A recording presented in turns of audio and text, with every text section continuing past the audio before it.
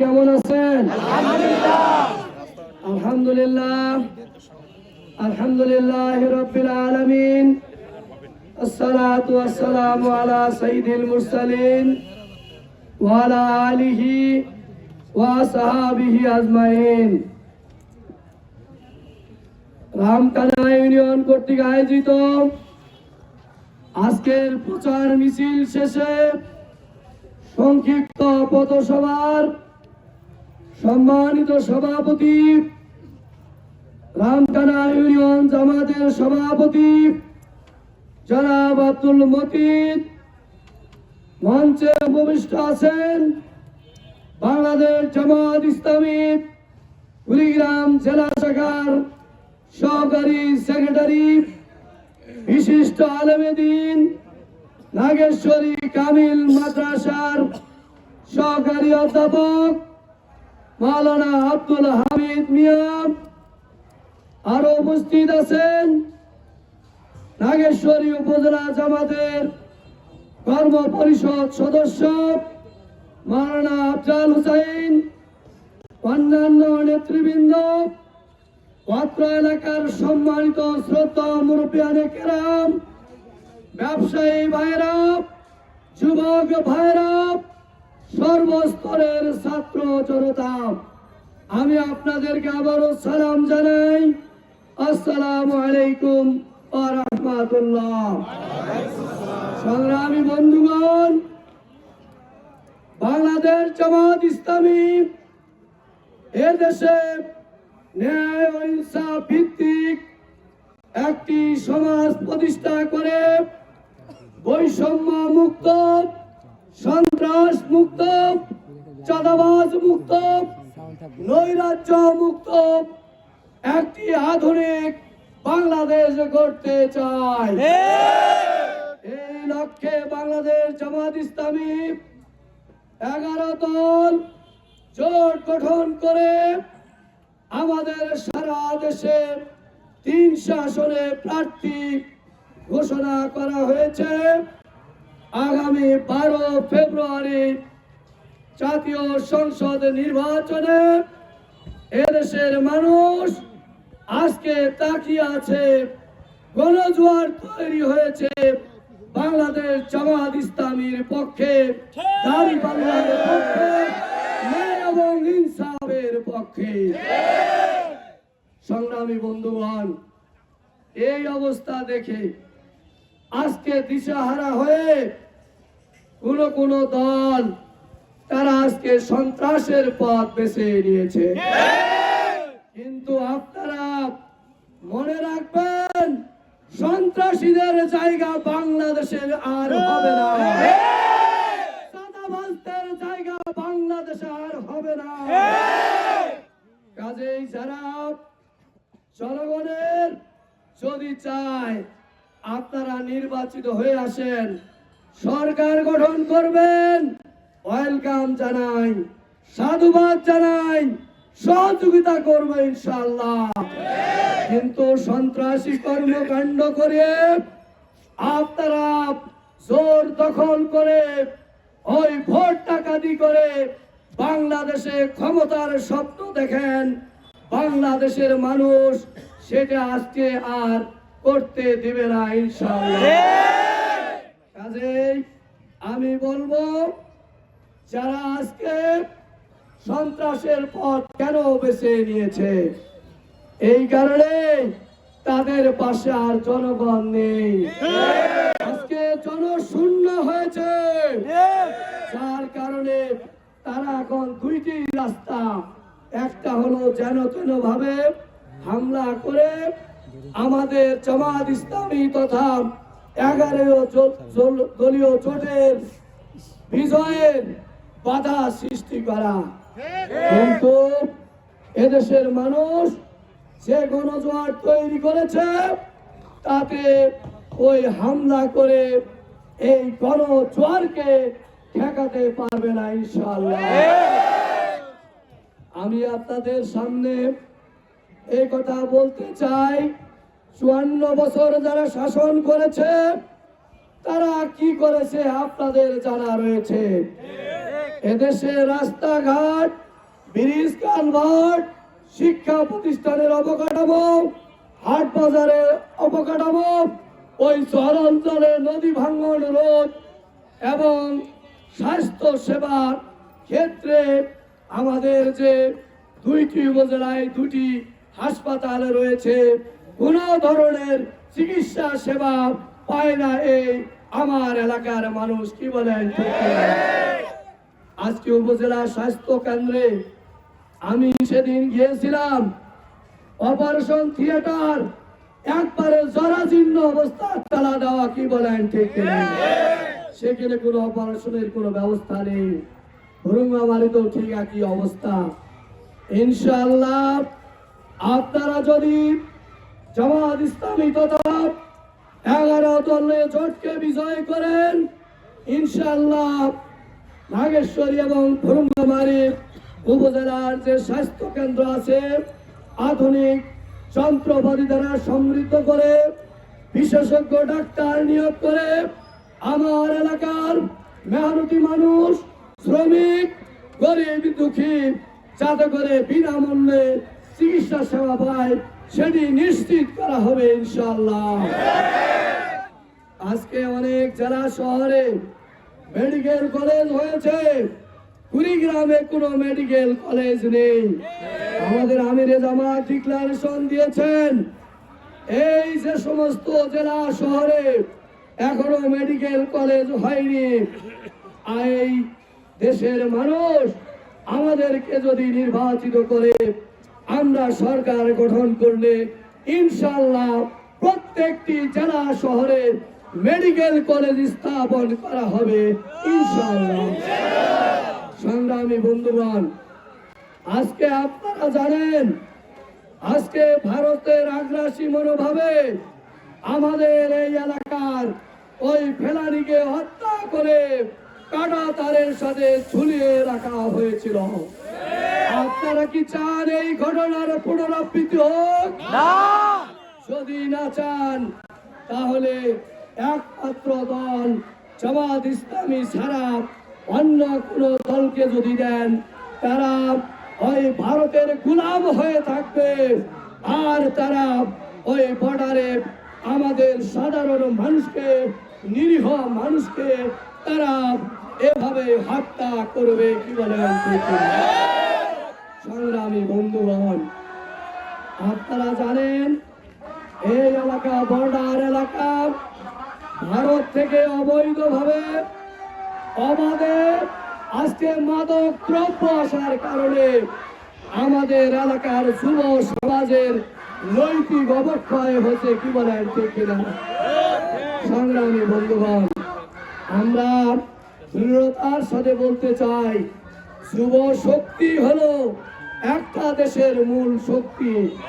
আমাদের আমিরে জামাত বলেছেন, আমরা ইনশাআল্লাহ এদেশের 4 কোটি যুবককে, তরুণ ভোটারদেরকে তাদের 2টি হাতকে কর্মশক্তি দিতে পরিকল্পনা করবো ইনশাআল্লাহ।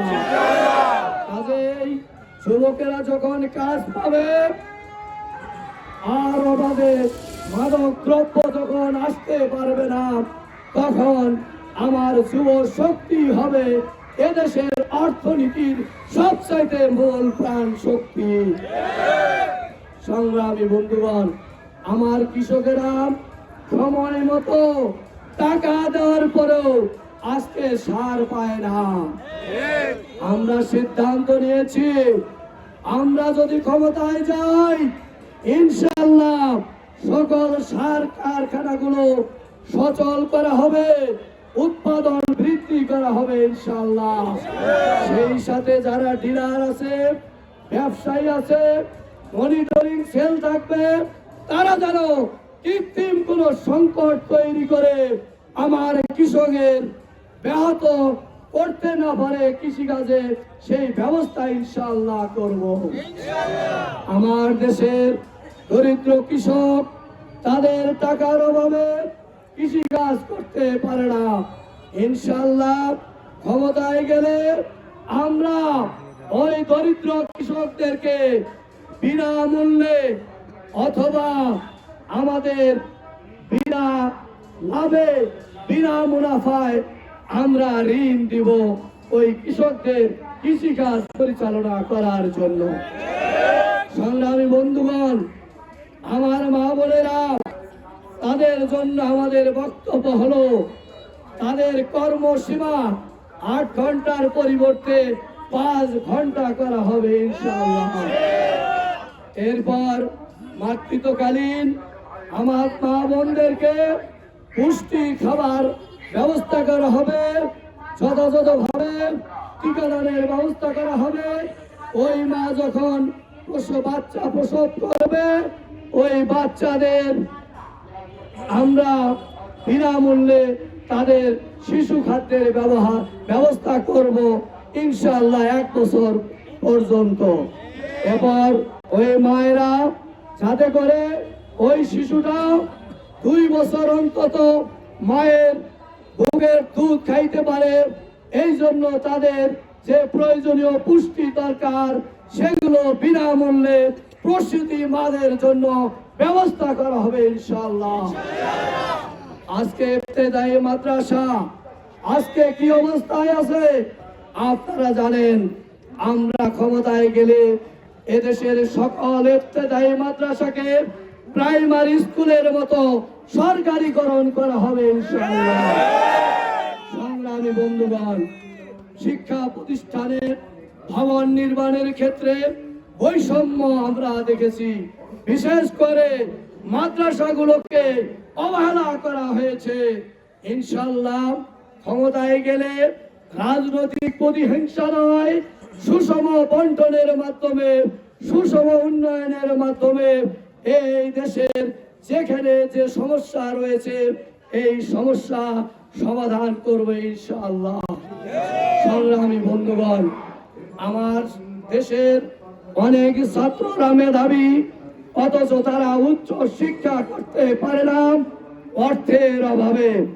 আমরা চিন্তা করেছি প্রতি বছর 5 লক্ষ ছাত্র ছাত্রীদেরকে উচ্চ শিক্ষার জন্য বিনা লাভে বিনা মুনাফায় তাদেরকে ঋণ দেওয়া হবে এবং তারা যখন লেখাপড়া শেষ করে কর্মসংস্থানে যাবে, ওই কর্মসংস্থান হওয়ার পর তারা ওই টাকা পরিশোধ করবে। একদিকে যেমন তারা লেখাপড়াটা শেষ করতে পারলো, অন্যদিকে আমরা তাদের কাছ থেকে নিব এই জন্যে যে আমাদের এই অর্থনীতি ভঙ্গুর অর্থনীতিকে যদি আমরা উন্নয়নের দিকে নিয়ে যেতে চাই তাহলে এই রিফান্ডেবলই হতে হবে। এই জন্য আমরা এই ব্যবস্থা ইনশাআল্লাহ করব। সংগ্রামী বন্ধুগণ, আমি আমাদের এই এলাকার আরো কিছু সমস্যা রয়েছে, বিশেষ করে চর অঞ্চলে যেখানে নদী বাঁধ দেওয়ার প্রয়োজন হবে সেখানে আমরা বাঁধ নির্মাণের মাধ্যমে আমাদের যে প্রতি বছর হাজার হাজার কৃষকের বসত বাড়ি নষ্ট হয়ে যায়, নদী গর্ভে বিলীন হয়ে যায়, লক্ষ লক্ষ ফসলি জমি বিলীন হয়ে যায় নদী গর্ভে, আমরা ইনশাআল্লাহ বাঁধ নির্মাণের মাধ্যমে সেই জমি এবং কৃষকের বাড়িঘর রক্ষা করার প্রচেষ্টা ইনশাআল্লাহ আমরা করব। সংগ্রামী বন্ধুগণ, আমি বলেছি গতকাল কালীগঞ্জে, ওই কালীগঞ্জ ঘাটে আমরা ইনশাআল্লাহ ব্রিজ নির্মাণ করব ইনশাআল্লাহ। এছাড়াও আপনাদের এলাকাতেও ছোটখাটো আমি দেখেছি, সারা এলাকা ঘুরেছি, যে সমস্ত কাঠের ব্রিজ আছে যেখানে ব্রিজ প্রয়োজন আমরা কিছু তালিকা ইতিমধ্যেই করেছি। ইনশাআল্লাহ পর্যায়ক্রমে এই উন্নয়নমূলক কাজগুলো আমরা ইনশাআল্লাহ করব। তবে আপনাদেরকে একটা কথা জানাই দিতে চাই, বিগত 54 বছর একটা দেশের উন্নয়নের জন্য এটা কম সময় নয়, কিন্তু কেন হয়নি? 1 নাম্বার কারণ হলো দুর্নীতি।